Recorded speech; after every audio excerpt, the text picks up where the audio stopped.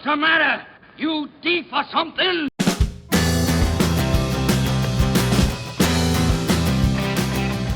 Hello everybody, welcome back to the channel. Welcome to the channel if this is your first time. I'm doing a tag. It's actually the second time I filmed it. I filmed it, didn't like it, decided I wouldn't do it, and I've actually been tagged 3 times, so I'm going to do it. And I'm actually probably going to put in the bits that I didn't like, because one thing I've learned is you don't always know what's best for you. So one of my most popular songs is a song I didn't like. I like it now, but I like it more really because of how much the audience likes it more than how much I like it. I don't rate it much as a song, but everybody else loves it. So you don't always know what your best things are. So it could have been a good video. I don't know. But anyway, I'm going to do the tag. And it's a tag that was created by Kelly from Books I'm Not Reading. And she says on her video that she was inspired by Melinda at Web of Stories to come up with this tag called I'm So Annoyed book tag. I'm so annoyed book tag. And I hesitated when I was first tagged. I hesitated because I thought, well, I'm not really that annoyed by much stuff, so I'm not really sure it would be a particularly interesting tag. And I might do a PAX with it. If you've ever seen PAX do tags, it was brilliant because she just keep going, no, no. No, brilliant. So I'm hoping I can elaborate more. So it's not just that, but yeah, I'm not particularly annoyed by some of the prompts that are on the in the tag, but it's a cool tag, and I'm grateful for being tagged, and I've enjoyed other people's tags on this. So I'm so annoyed book tag, created by Kelly from Books I'm Not Reading. Right, the first prompt. Do publishers ever do things that you find annoying? Okay. So, the reason why, a big reason why I didn't like my first video and thought, oh, this is stupid, just leave it, don't put it out there. And it didn't get past the sort of the pre-editing stage, was I said 2 points for this prompt that are a little bit pointless and silly and seem to be flying in the face of logic as far as how publishers work. But I'm going to say it again anyway. So you're gonna be like, well, that's the way the world works, Gareth. Which is fine. I get it. But 2 things that annoy me. I really don't like the fact that I have to wait ages before a paperback version of a book comes out, because it comes out in hardback for ages, and I'd rather buy a paperback. So I know it's for economic reasons. They make much more money on hardbacks, and it, keeps the industry going. Obviously, I get it, but I'd rather I want to read the book. So, I mean, obviously, ironically, sometimes I'll buy a book quickly, and the case for this would be Upgrade by Blake Crouch was one example, and The Anomaly, which is that French book I keep talking about that I haven't read yet. And you buy it straight away and go, well, that's all right. I'll buy it on hardback. Never mind. It's not the end of the world. I'll buy it on hardback and I'll review it straight away as soon as it's out. And it'll be cool. And I'll be part of the conversation. It'll be lovely. And then I don't read it. It's just sitting there and go, oh, I'll read that at some point. So yeah, that's the kind of ironic point with this, that I'm going, yeah, I wish it was coming out on paperback. But then when I do buy the hardback, I don't read it straight away anyway. So it's a bit of a moot point. But it's even more of a moot point that clearly there are economic reasons why it happens. So I just want to get a bit. If I get excited about a book, I just want to get it straight away, and I won't get it most of the time if I don't want to get the hardback and I want to wait for the paperback. I was occasionally thought, oh, I'll get the hardback anyway, but I'd reluctantly do it because I like paperbacks. So just the tactile pleasure of picking up a book and reading it, I find it paperbacks are better. Hardbacks last longer, definitely. There's no doubt about that. And the Brown Yelp Gang is now available on hardback. Just throw it out there. So anyway, yeah, that's one very silly, pointless point that flies in the face of logic. I know. The other one is just as bad, and that is that I don't like collections of stories coming out with the same stories. So again, this is just a way of making money from stories and bringing them out again, and it's not realistic to think they're going to keep coming out in the same order and the same songs, same short stories. But the reason why my mind got confused then is I do think it is like songs, and I would like to think that when an author brings out a collection, so I am currently reading The Illustrated Man by Ray Bradbury. This is 18 stories connected by a theme, which are that the stories come from the illustrations on this man's body, right? That, to me, it would be lovely if people would make collections of their stories and it'd be like an album. So when an artist makes an album, when a musical artist makes an album, the order of that songs is sequenced deliberately. The songs are chosen deliberately. It's a moment in time. That's what their music was like at that time. That's how they were singing. That's how they were writing. That's how the instruments were being played. That's who was in the band. That's what producers they were using at the time. It's an album that is consistent. It'd be really nice if book publishing was like that. That this is a statement. This is a piece of work and not just 18 pieces of work that might appear in separate anthologies or different collections. It'd be really nice if this was seen as one piece of work. So every time you looked for one of the stories in there, so say you wanted to find Rocket Man, which is in that book, you're only going to find it in The Illustrated Man. You're not going to find it on something else. Occasionally, well, except for like the best of Ray Bradbury, same as you might get, Don't Stop Me Now on Queen's Greatest Hits. That's different. But if it was, I'd really love the idea that you don't just constantly get a different combination of stories with a different title, and you're like going, oh, I've just bought this, got really excited about it, and I've got 3/4 of the stories already, that kind of thing.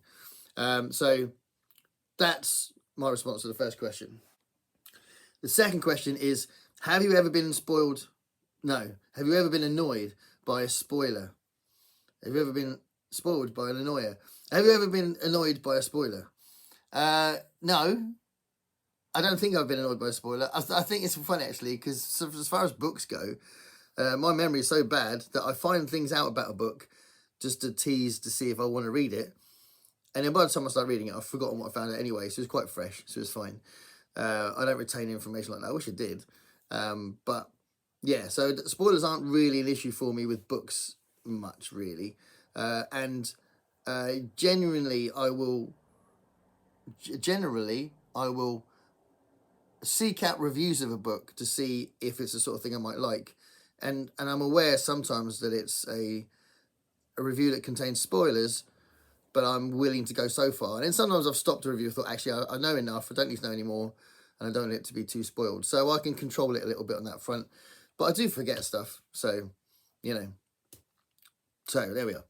Yeah, spoilers don't annoy me at all, and annoyances don't spoil me at all. Number 3, have you ever been annoyed by what was discovered in a little free library or a book sale or used bookstore? Tell us what you found and why it was so annoying. I think I don't really get annoyed that much. I think I don't like it when you get excited about a book and then you find out that the back page has been ripped off or the back cover's in a state and you go, oh, actually, I can't buy that after all. But annoyed is a strong word.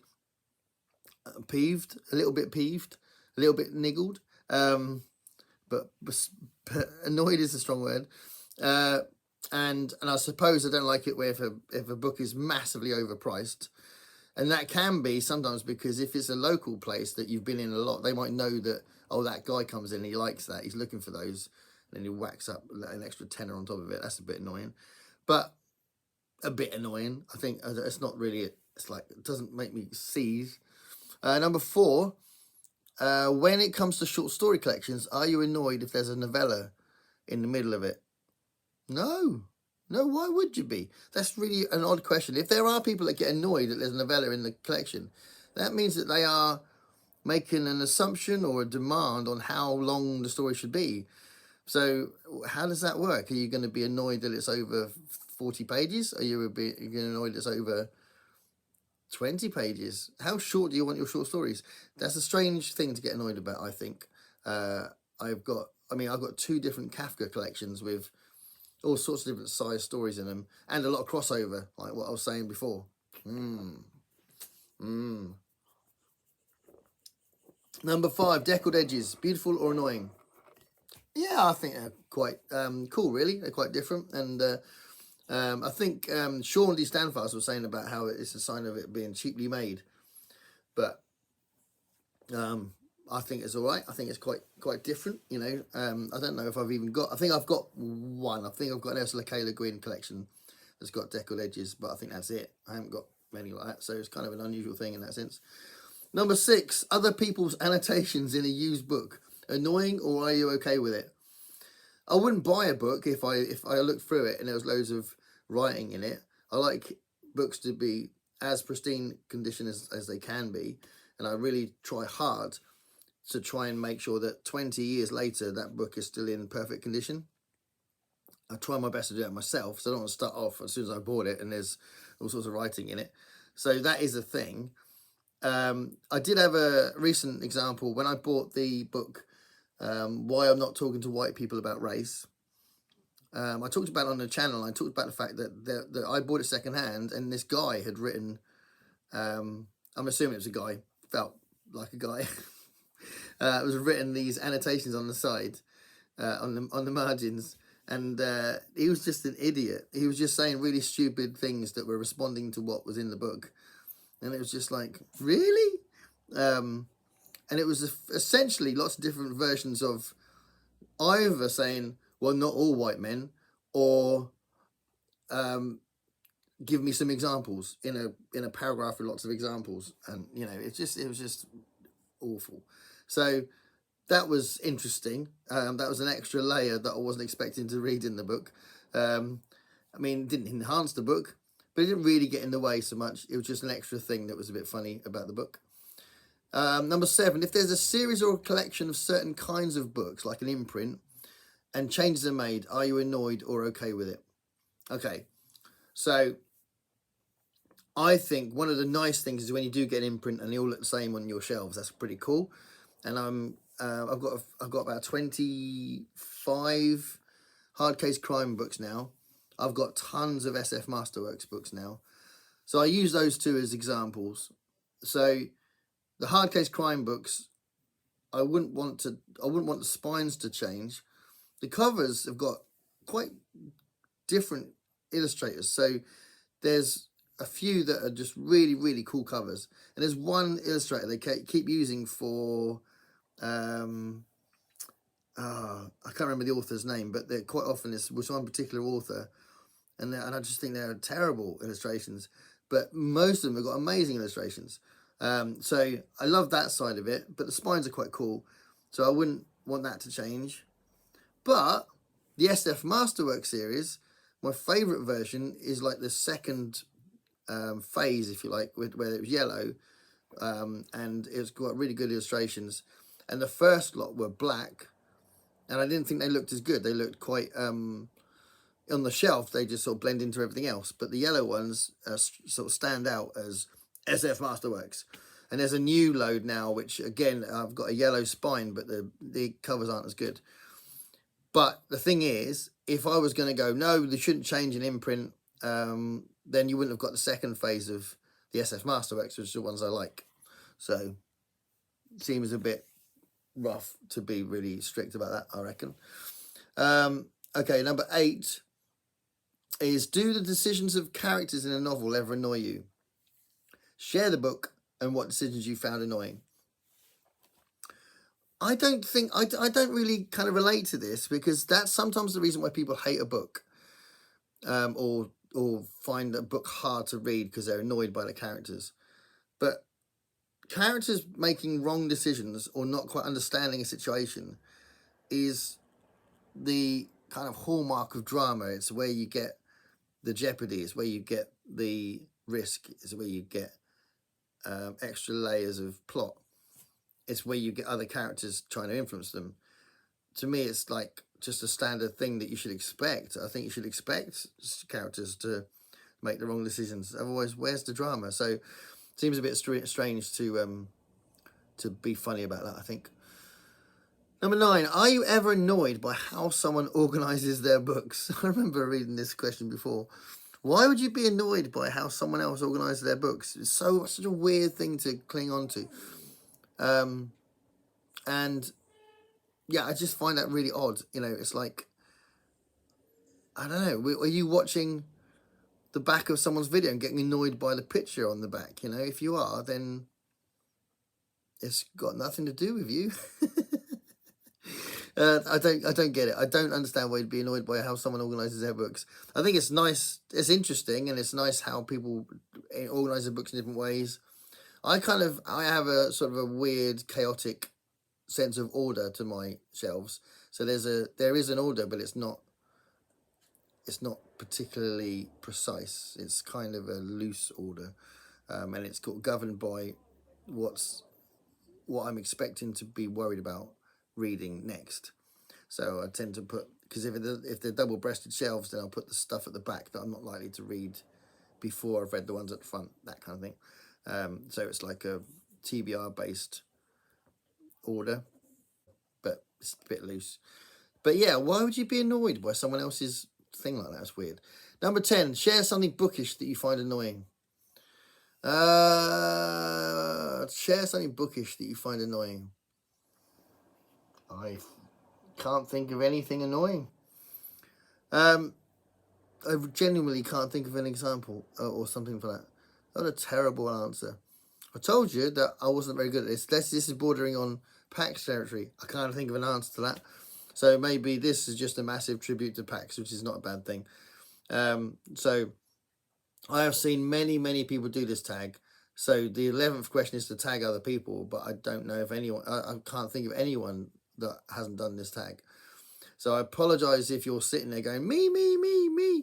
But that's the tag done. And if you want to do it, please do it.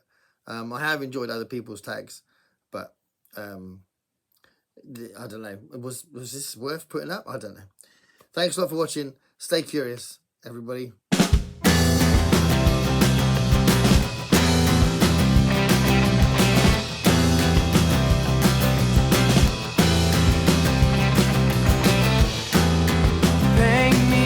Picture of what it's like to be